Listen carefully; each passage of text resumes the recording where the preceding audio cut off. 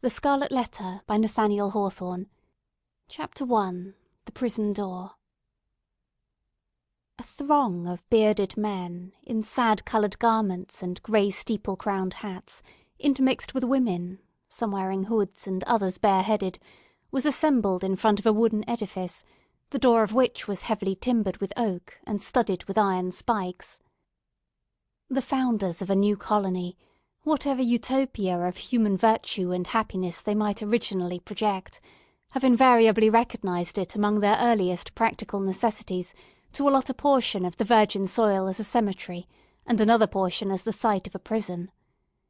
In accordance with this rule, it may safely be assumed that the forefathers of Boston had built the first prison house somewhere in the vicinity of Cornhill, almost as seasonably as they marked out the first burial ground, on Isaac Johnson's lot, and round about his grave, which subsequently became the nucleus of all the congregated sepulchres in the old churchyard of King's Chapel.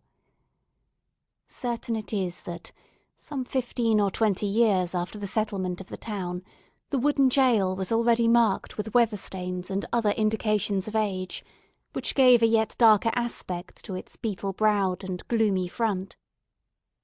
The rust on the ponderous ironwork of its oaken door looked more antique than anything else in the New World.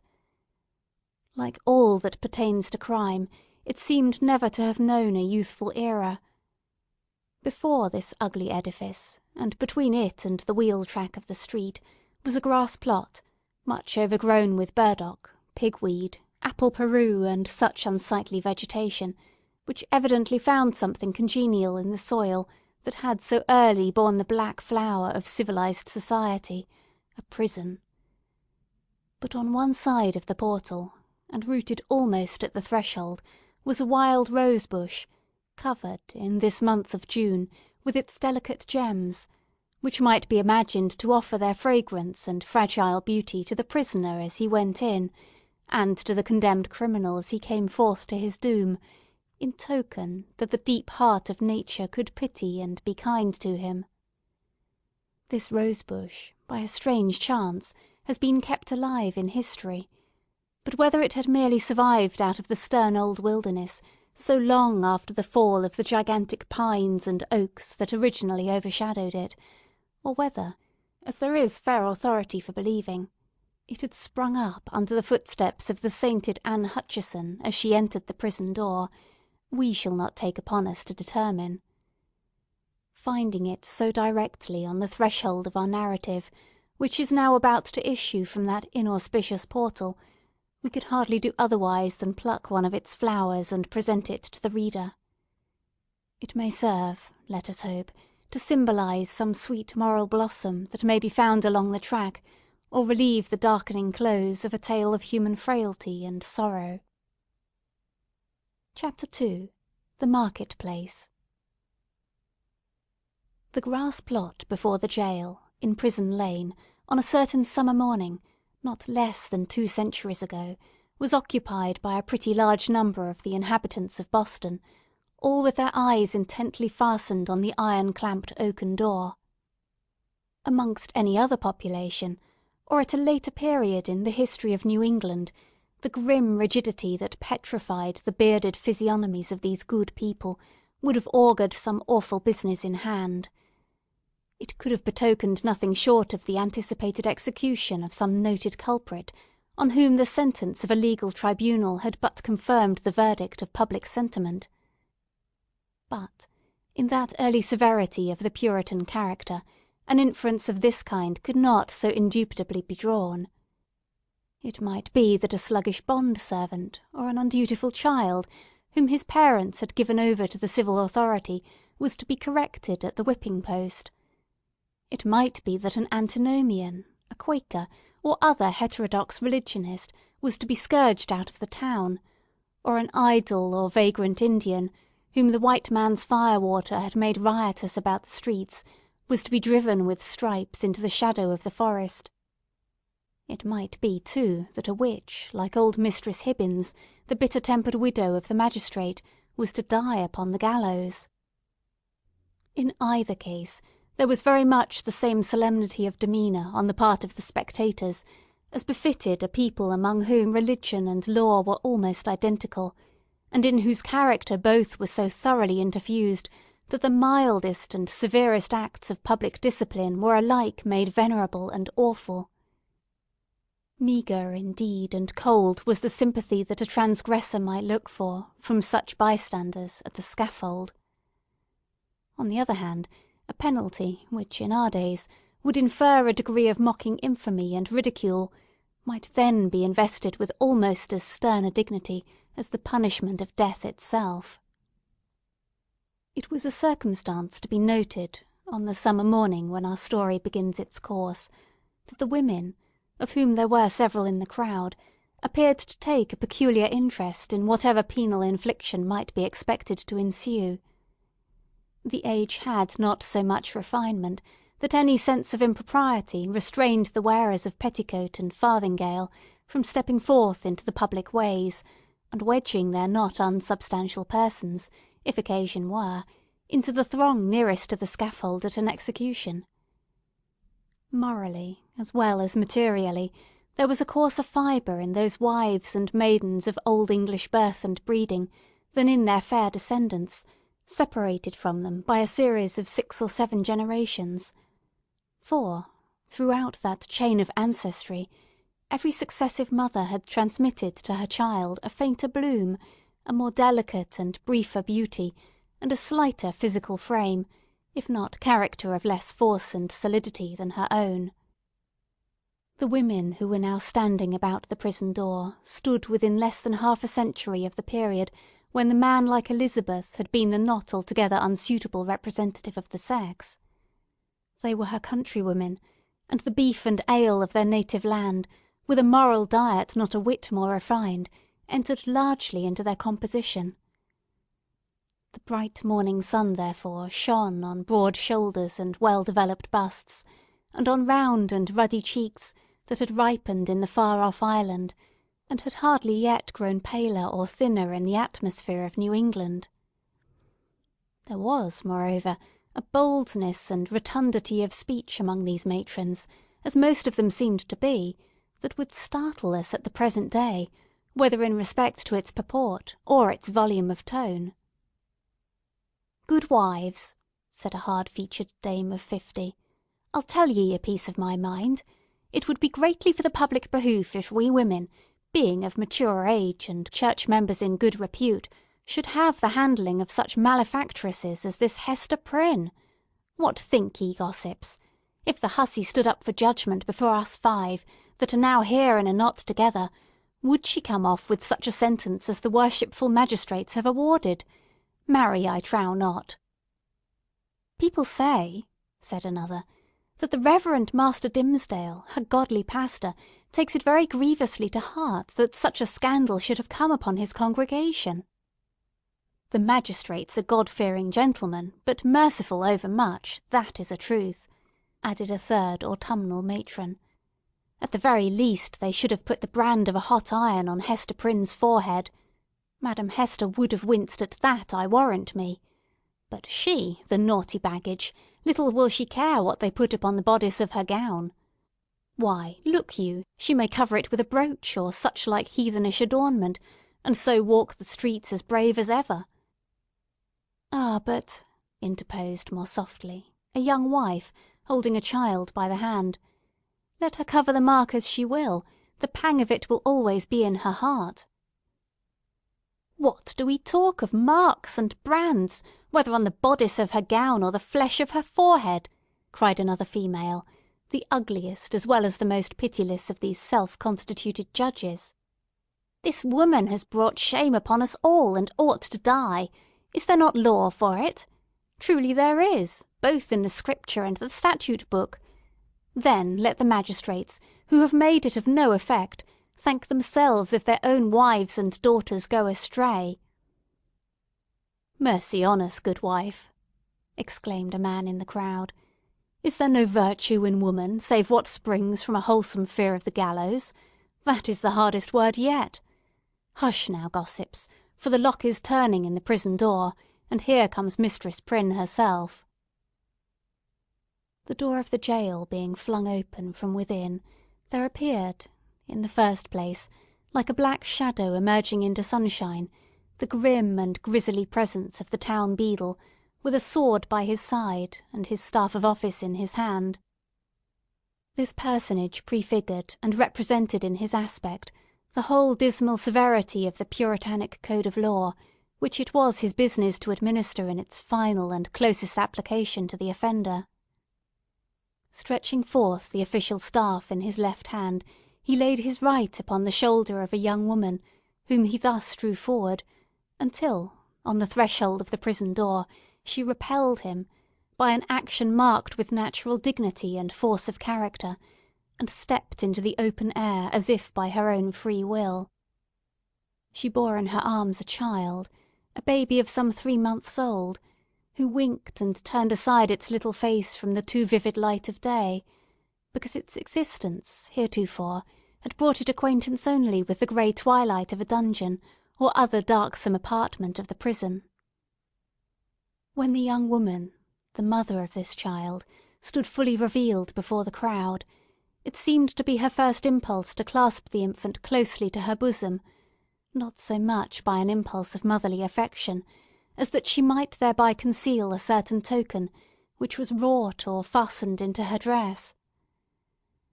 In a moment, however, wisely judging that one token of her shame would but poorly serve to hide another, she took the baby on her arm, and, with a burning blush, and yet a haughty smile, and a glance that would not be abashed, looked around at her townspeople and neighbours.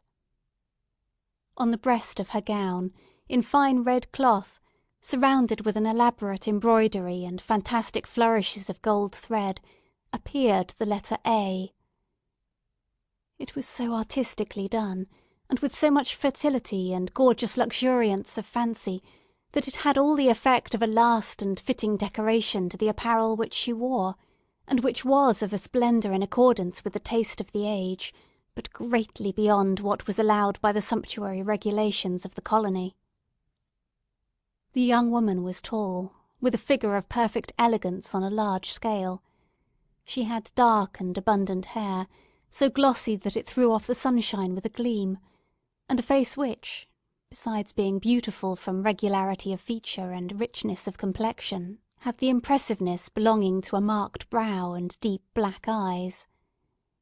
She was ladylike, too, after the manner of the feminine gentility of those days, characterized by a certain state and dignity, rather than by the delicate, evanescent, and indescribable grace which is now recognized as its indication. And never had Hester Prynne appeared more ladylike, in the antique interpretation of the term, than as she issued from the prison. Those who had before known her, and had expected to behold her dimmed and obscured by a disastrous cloud, were astonished, and even startled, to perceive how her beauty shone out, and made a halo of the misfortune and ignominy in which she was enveloped. It may be true that, to a sensitive observer, there was something exquisitely painful in it. Her attire, which indeed she had wrought for the occasion in prison, and had modelled much after her own fancy, seemed to express the attitude of her spirit, the desperate recklessness of her mood, by its wild and picturesque peculiarity.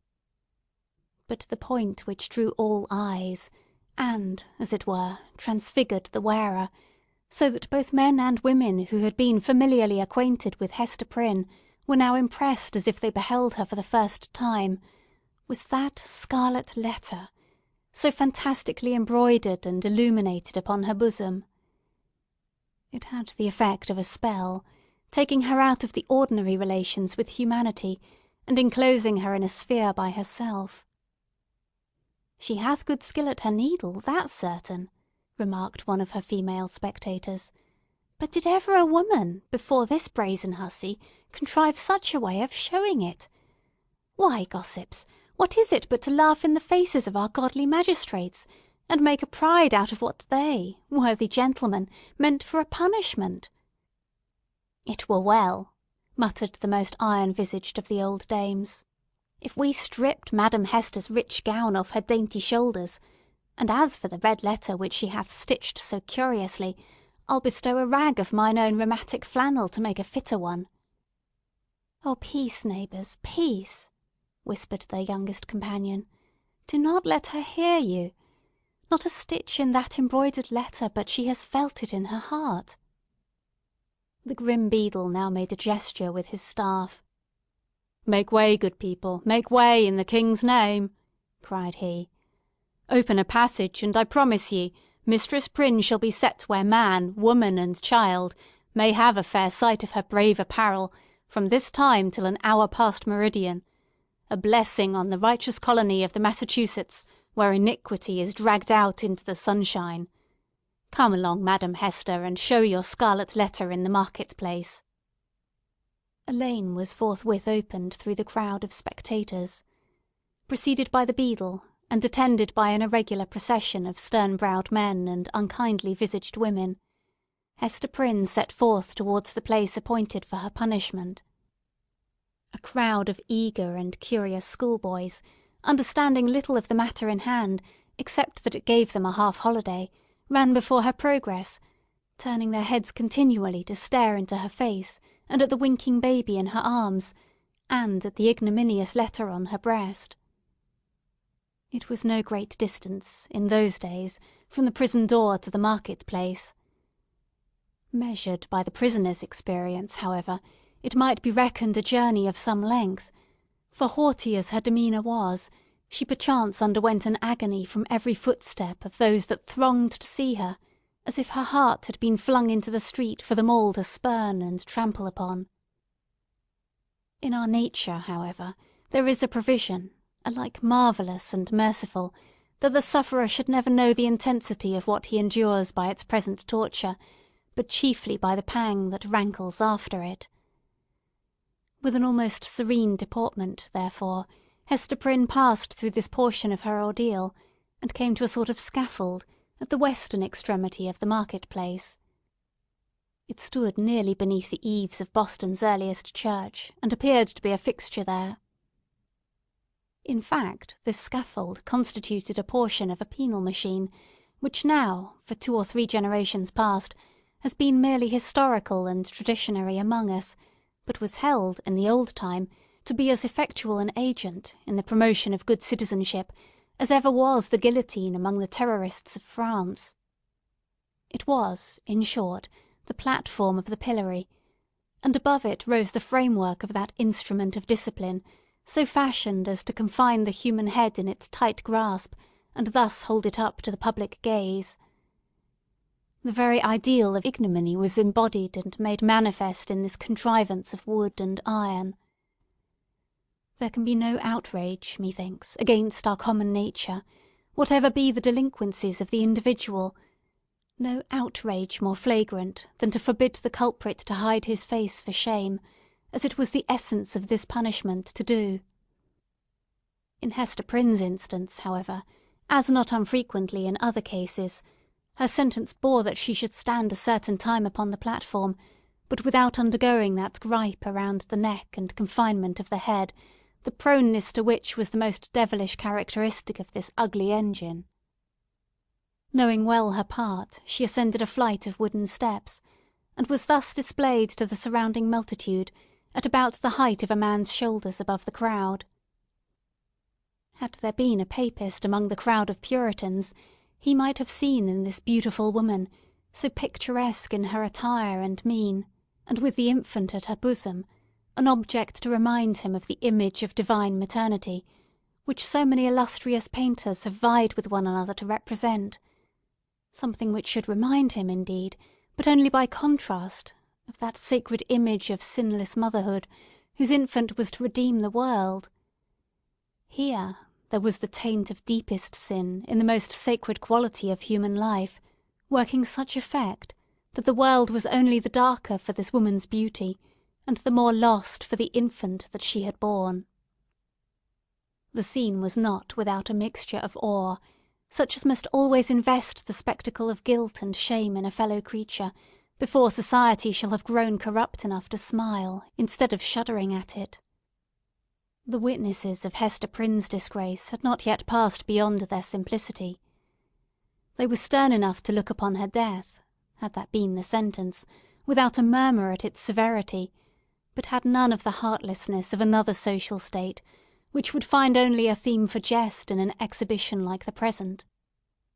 Even had there been a disposition to turn the matter into ridicule, it must have been repressed and overpowered by the solemn presence of men no less dignified than the governor and several of his councillors, a judge, a general, and the ministers of the town, all of whom sat or stood in a balcony of the meeting-house, looking down upon the platform. When such personages could constitute a part of the spectacle without risking the majesty or reverence of rank and office, it was safely to be inferred that the infliction of a legal sentence would have an earnest and effectual meaning. Accordingly, the crowd was sombre and grave. The unhappy culprit sustained herself as best a woman might under the heavy weight of 1,000 unrelenting eyes, all fastened upon her, and concentrated at her bosom. It was almost intolerable to be borne. Of an impulsive and passionate nature, she had fortified herself to encounter the stings and venomous stabs of public contumely, wreaking itself in every variety of insult. But there was a quality so much more terrible in the solemn mood of the popular mind, that she longed rather to behold all those rigid countenances contorted with scornful merriment, and herself the object. Had a roar of laughter burst from the multitude, each man, each woman, each little shrill-voiced child contributing their individual parts, Hester Prynne might have repaid them all with a bitter and disdainful smile. But, under the leaden infliction which it was her doom to endure, she felt, at moments, as if she must needs shriek out with the full power of her lungs, and cast herself from the scaffold down upon the ground, or else go mad at once. Yet there were intervals when the whole scene, in which she was the most conspicuous object, seemed to vanish from her eyes, or at least glimmered indistinctly before them, like a mass of imperfectly shaped and spectral images. Her mind, and especially her memory, was preternaturally active, and kept bringing up other scenes than this roughly hewn street of a little town on the edge of the western wilderness, other faces than were lowering upon her from beneath the brims of those steeple-crowned hats.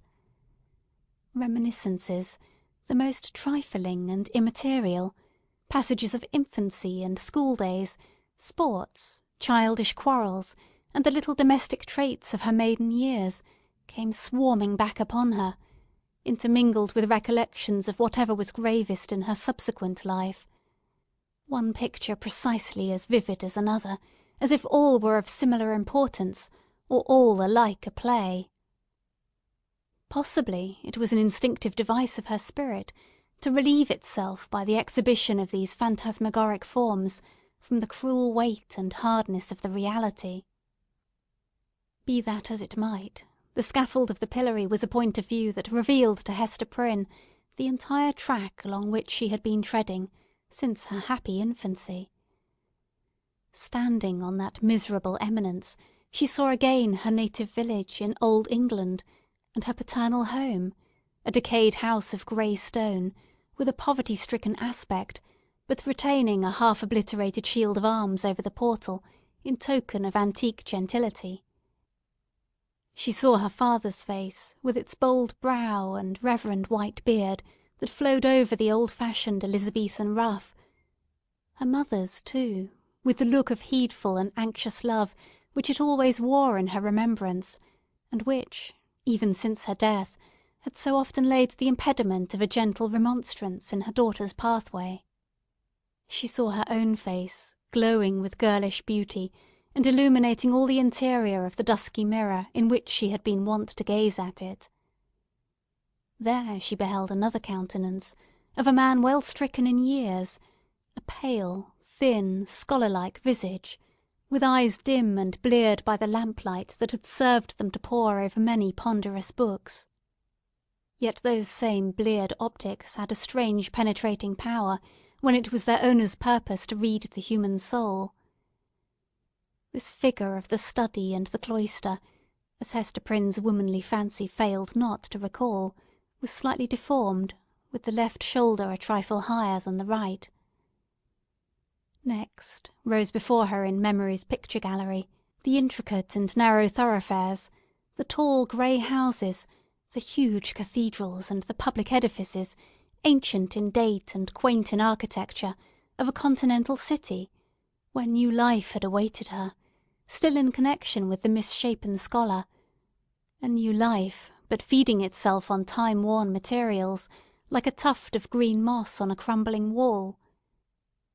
Lastly, in lieu of these shifting scenes, came back the rude market-place of the Puritan settlement, with all the townspeople assembled, and levelling their stern regards at Hester Prynne, yes, at herself, who stood on the scaffold of the pillory, an infant on her arm, and the letter A in scarlet, fantastically embroidered with gold thread, upon her bosom. Could it be true? She clutched the child so fiercely to her breast that it sent forth a cry. She turned her eyes downward at the scarlet letter, and even touched it with her finger, to assure herself that the infant and the shame were real. Yes, these were her realities. All else had vanished. Chapter 3. The Recognition. From this intense consciousness of being the object of severe and universal observation, the wearer of the scarlet letter was at length relieved by discerning, on the outskirts of the crowd, a figure which irresistibly took possession of her thoughts. An Indian in his native garb was standing there, but the red men were not so infrequent visitors of the English settlements that one of them would have attracted any notice from Hester Prynne at such a time, much less would he have excluded all other objects and ideas from her mind. By the Indian's side, and evidently sustaining a companionship with him, stood a white man, clad in a strange disarray of civilized and savage costume. He was small in stature, with a furrowed visage, which as yet could hardly be termed aged. There was a remarkable intelligence in his features, as of a person who had so cultivated his mental part that it could not fail to mould the physical to itself, and become manifest by unmistakable tokens. Although, by a seemingly careless arrangement of his heterogeneous garb, he had endeavoured to conceal or abate the peculiarity, it was sufficiently evident to Hester Prynne that one of this man's shoulders rose higher than the other. Again, at the first instant of perceiving that thin visage, and the slight deformity of the figure, she pressed her infant to her bosom with so convulsive a force that the poor babe uttered another cry of pain. But the mother did not seem to hear it. At his arrival in the market-place, and some time before she saw him, the stranger had bent his eyes on Hester Prynne. It was carelessly at first, like a man chiefly accustomed to look inward, and to whom external matters are of little value and import, unless they bear relation to something within his mind. Very soon, however, his look became keen and penetrative. A writhing horror twisted itself across his features, like a snake gliding swiftly over them, and making one little pause, with all its wreathed intervolutions in open sight. His face darkened with some powerful emotion, which, nevertheless, he so instantaneously controlled by an effort of his will, that, save at a single moment, its expression might have passed for calmness. After a brief space the convulsion grew almost imperceptible, and finally subsided into the depths of his nature. When he found the eyes of Hester Prynne fastened on his own, and saw that she appeared to recognise him, he slowly and calmly raised his finger, made a gesture with it in the air, and laid it on his lips. Then, touching the shoulder of a townsman who stood near him, he addressed him in a formal and courteous manner. "I pray you, good sir," said he, "who is this woman, and wherefore is she here set up to public shame?" "You must needs be a stranger in this region, friend," answered the townsman, looking curiously at the questioner and his savage companion, "else you would surely have heard of Mistress Hester Prynne and her evil doings. She hath raised a great scandal, I promise you, in godly Master Dimmesdale's church." "You say truly," replied the other. "I am a stranger, and have been a wanderer, sorely against my will. I have met with grievous mishaps by sea and land, and have been long held in bonds among the heathen folk to the southward, and am now brought hither by this Indian to be redeemed out of my captivity. Will it please you, therefore, to tell me of Hester Prynne's—have I her name rightly?—of this woman's offences, and what has brought her to yonder scaffold?" "Truly, friend, and methinks it must gladden your heart, after your troubles and sojourn in the wilderness," said the townsman, "to find yourself at length in a land where iniquity is searched out and punished in the sight of rulers and people, as here in our godly New England. Yonder woman, sir, you must know, was the wife of a certain learned man, English by birth, but who had long ago dwelt in Amsterdam, whence some good time agone he was minded to cross over and cast in his lot with us of the Massachusetts. To this purpose he sent his wife before him, remaining himself to look after some necessary affairs. Marry, good sir, in some 2 years or less that the woman has been a dweller here in Boston, no tidings have come of this learned gentleman, Master Prynne, and his young wife, look you, being left to her own misguidance—" "Ah, aha, I conceive you," said the stranger with a bitter smile. "So learned a man as you speak of should have learned this too in his books. And who, by your favour, sir, may be the father of yonder babe? It is some 3 or 4 months old, I should judge, which Mistress Prynne is holding in her arms." "Of a truth, friend, that matter remaineth a riddle, and the Daniel who shall expound it is yet a-wanting," answered the townsman. "Madam Hester absolutely refuseth to speak, and the magistrates have laid their heads together in vain. Peradventure the guilty one stands looking on at this sad spectacle, unknown of man, and forgetting that God sees him." "The learned man," observed the stranger with another smile, "should come himself to look into the mystery." "It behooves him well if he be still in life," responded the townsman. "Now, good sir, our Massachusetts magistracy, bethinking themselves that this woman is youthful and fair, and doubtless was strongly tempted to her fall, and that, moreover, as is most likely, her husband may be at the bottom of the sea, they have not been bold to put in force the extremity of our righteous law against her. The penalty thereof is death. But in their great mercy and tenderness of heart they have doomed Mistress Prynne to stand only a space of 3 hours on the platform of the pillory, and then, and thereafter, for the remainder of her natural life, to wear a mark of shame upon her bosom." "A wise sentence," remarked the stranger, gravely bowing his head.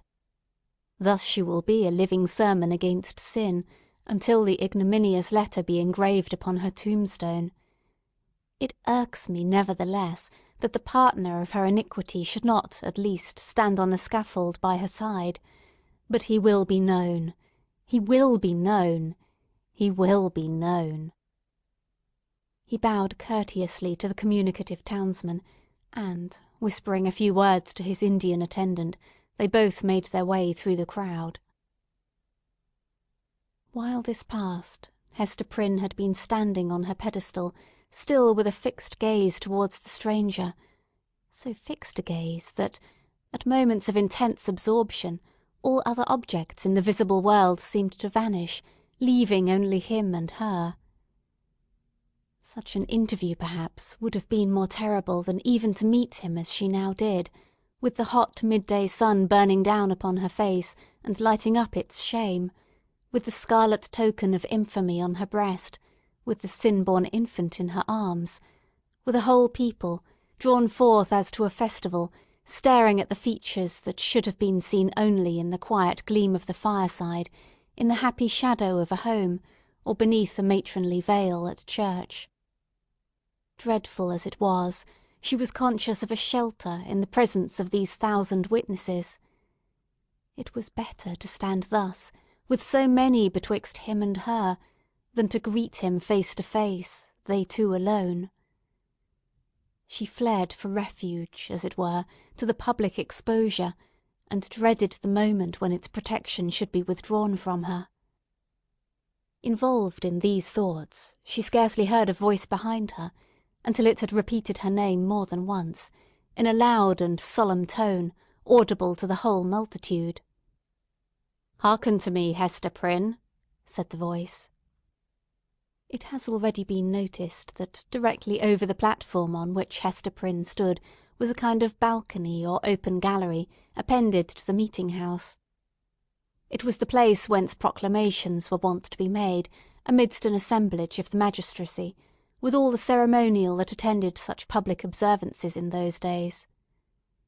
Here, to witness the scene which we are describing, sat Governor Bellingham himself, with 4 sergeants about his chair, bearing halberds as a guard of honour. He wore a dark feather in his hat, a border of embroidery on his cloak, and a black velvet tunic beneath, a gentleman advanced in years, with a hard experience written in his wrinkles. He was not ill-fitted to be the head and representative of a community which owed its origin and progress, and its present state of development, not to the impulses of youth, but to the stern and tempered energies of manhood and the sombre sagacity of age, accomplishing so much precisely because it imagined and hoped so little. The other eminent characters by whom the chief ruler was surrounded were distinguished by a dignity of mien, belonging to a period when the forms of authority were felt to possess the sacredness of divine institutions. They were, doubtless, good men, just and sage.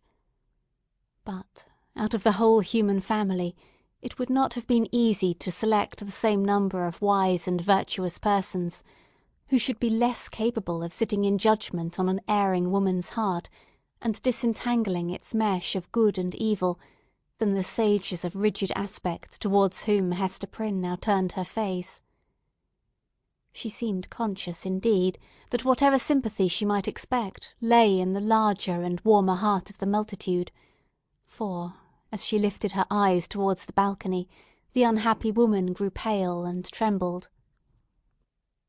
The voice which had called her attention was that of the Reverend and famous John Wilson, the eldest clergyman of Boston, a great scholar, like most of his contemporaries in the profession, and withal a man of kind and genial spirit.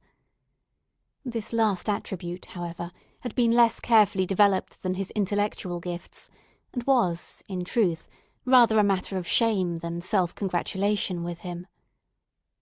There he stood, with a border of grizzled locks beneath his skull-cap, while his grey eyes, accustomed to the shaded light of his study, were winking, like those of Hester's infant, in the unadulterated sunshine.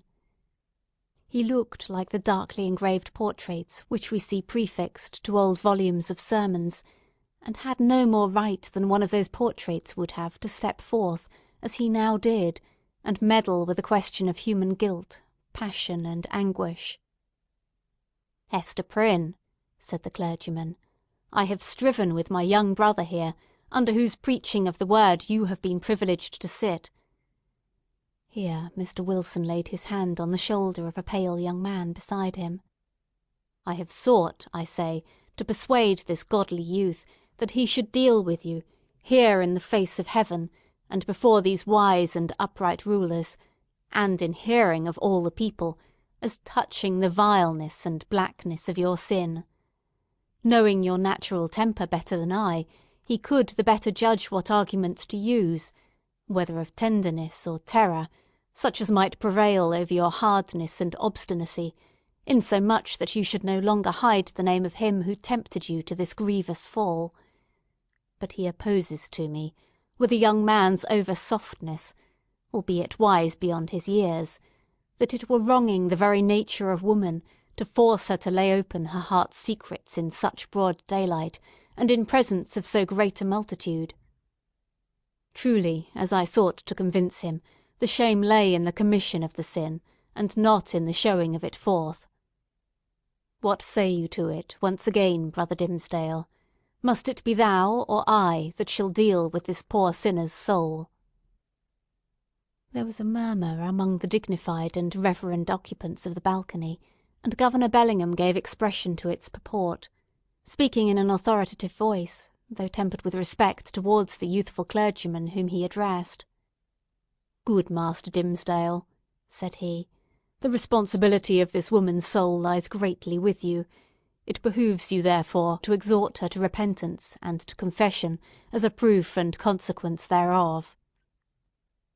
The directness of this appeal drew the eyes of the whole crowd upon the Reverend Mr. Dimmesdale, a young clergyman, who had come from one of the great English universities, bringing all the learning of the age into our wild forest land. His eloquence and religious fervour had already given the earnest of high eminence in his profession. He was a person of very striking aspect, with a white, lofty, and impending brow, large, brown, melancholy eyes, and a mouth which, unless when he forcibly compressed it, was apt to be tremulous, expressing both nervous sensibility and a vast power of self-restraint. Notwithstanding his high native gifts and scholar-like attainments, there was an air about this young minister, an apprehensive, a startled, a half-frightened look, as of a being who felt himself quite astray, and at a loss in the pathway of human existence, and could only be at ease in some seclusion of his own. Therefore, so far as his duties would permit, he trod in the shadowy by-paths, and thus kept himself simple and childlike, coming forth, when occasion was, with a freshness and fragrance and dewy purity of thought, which, as many people said, affected them like the speech of an angel. Such was the young man whom the Reverend Mr. Wilson and the Governor had introduced so openly to the public notice, bidding him speak, in the hearing of all men, to that mystery of a woman's soul, so sacred even in its pollution. The trying nature of his position drove the blood from his cheek, and made his lips tremulous. "Speak to the woman, my brother," said Mr. Wilson. "It is of moment to her soul, and, therefore, as the worshipful Governor says, momentous to thine own, in whose charge hers is. Exhort her to confess the truth." The Reverend Mr. Dimmesdale bent his head in silent prayer, as it seemed, and then came forward. "Hester Prynne," said he, leaning over the balcony, and looking down steadfastly into her eyes, "thou hearest what this good man says, and seest the accountability under which I labour. If thou feelest it to be for thy soul's peace, and that thy earthly punishment will thereby be made more effectual to salvation, I charge thee to speak out the name of thy fellow sinner and fellow sufferer. Be not silent from any mistaken pity and tenderness for him, for believe me, Hester, though he were to step down from a high place, and stand there beside thee, on thy pedestal of shame, yet better were it so than to hide a guilty heart through life.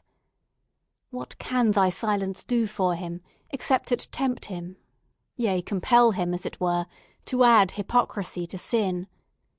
Heaven hath granted thee an open ignominy, that thereby thou mayest work out an open triumph over the evil within thee and the sorrow without. Take heed how thou deniest to him, who perchance hath not the courage to grasp it for himself, the bitter but wholesome cup that is now presented to thy lips." The young pastor's voice was tremulously sweet, rich, deep, and broken. The feeling that it so evidently manifested, rather than the direct purport of the words, caused it to vibrate within all hearts, and brought the listeners into one accord of sympathy. Even the poor baby at Hester's bosom was affected by the same influence, for it directed its hitherto vacant gaze towards Mr. Dimmesdale, and held up its little arms, with a half-pleased, half-plaintive murmur. So powerful seemed the minister's appeal, that the people could not believe but that Hester Prynne would speak out the guilty name, or else that the guilty one himself, in whatever high or lowly place he stood, would be drawn forth by an inward and inevitable necessity, and compelled to ascend the scaffold. Hester shook her head. "Woman, transgress not beyond the limits of Heaven's mercy!" cried the Reverend Mr. Wilson, more harshly than before. "That little babe hath been gifted with a voice to second and confirm the counsel which thou hast heard. Speak out the name. That and thy repentance may avail to take the scarlet letter off thy breast." "Never," replied Hester Prynne, looking, not at Mr. Wilson, but into the deep and troubled eyes of the younger clergyman. It is too deeply branded. Ye cannot take it off. And would that I might endure his agony as well as mine." "Speak, woman," said another voice, coldly and sternly, proceeding from the crowd about the scaffold. "Speak, and give your child a father." "I will not speak," answered Hester, turning pale as death, but responding to this voice, which she too surely recognised. "And my child must seek a heavenly father. She shall never know an earthly one." "She will not speak," murmured Mr. Dimmesdale, who, leaning over the balcony, with his hand upon his heart, had awaited the result of his appeal. He now drew back with a long respiration. Wondrous strength and generosity of a woman's heart! She will not speak.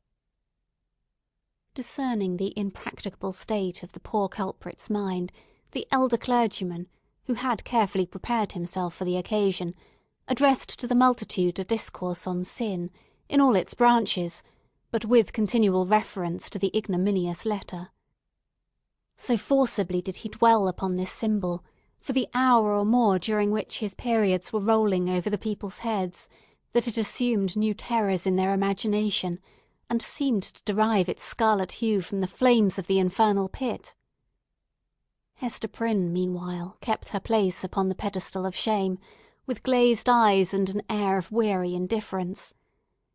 She had borne that morning all that nature could endure, and as her temperament was not of the order that escapes from too intense suffering by a swoon, her spirit could only shelter itself beneath a stony crust of insensibility, while the faculties of animal life remained entire.